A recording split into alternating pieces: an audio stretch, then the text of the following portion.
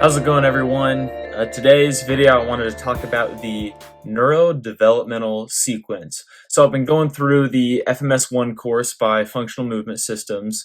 I'm just learning how to better movement screen people and use the FMS system.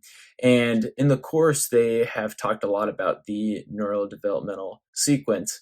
And so I wanted to take the time in the video today to kind of explain what it is and why I think it's important for athletic trainers to know about it, particularly when it comes to rehabbing our athletes.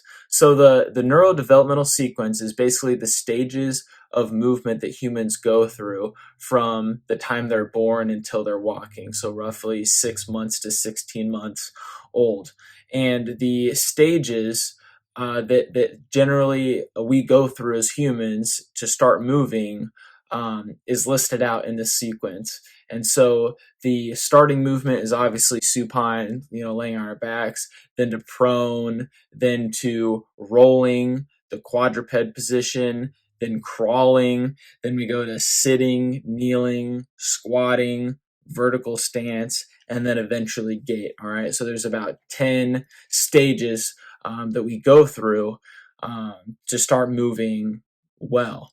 This process kind of introduces the concept of mobility always precedes stability. So babies generally have all the mobility they need, right? You can move them all over the place. They just haven't learned how to gain control of that mobility. So the neurodevelopmental sequence kind of jumpstarts the thought of the mobility precedes stability when it comes to looking at human function and trying to build performance and build injury prevention and athlete resiliency.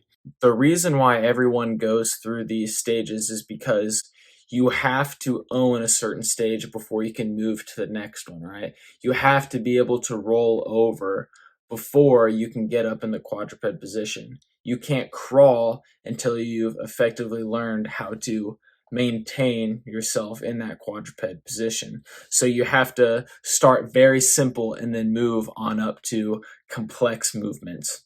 So a good example I thought of is if you've got a kid who has, let's say he's in the first grade and he hasn't really had any classes over basic math yet, and you throw him into a high school calculus class, is he going to be able to know what to do? Absolutely not.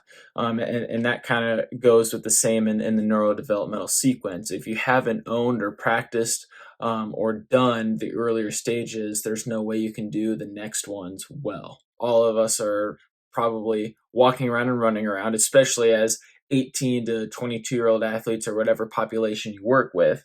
We're all walking and running. So when it comes to an athlete getting hurt and injured, why would it make sense to go back in time in that neurodevelopmental sequence and spend time in positions such as supine or quadruped or kneeling?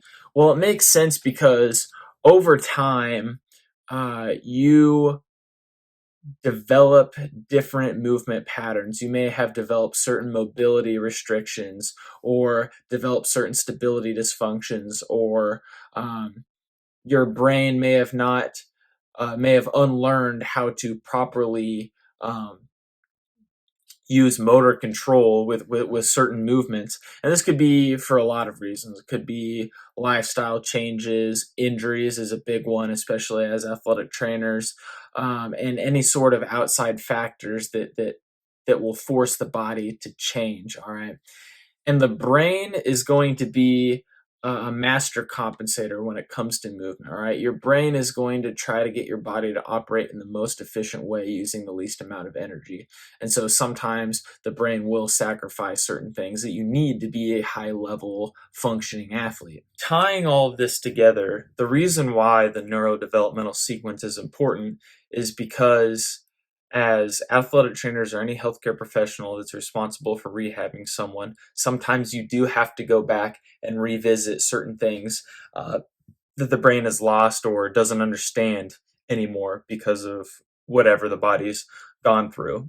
And so it's just really important to keep in mind during your rehabs. And I think you guys will find that if you kind of reel back the exercises and dial down maybe the first couple sequences, that you'll be able to find big improvements in the bigger, more complex movements. I hope this video is helpful for you guys. If you have any more questions about the neurodevelopmental sequence and how it pertains to rehabbing someone, please drop a comment below. If you enjoyed the video, please like it. And if you feel like it, subscribe to my channel. And I hope to continue bringing out content that is helpful for athletic trainers in particular, but really any healthcare professional that's going to be dealing with athletes and active patients that want to get them better. So thank you guys for watching.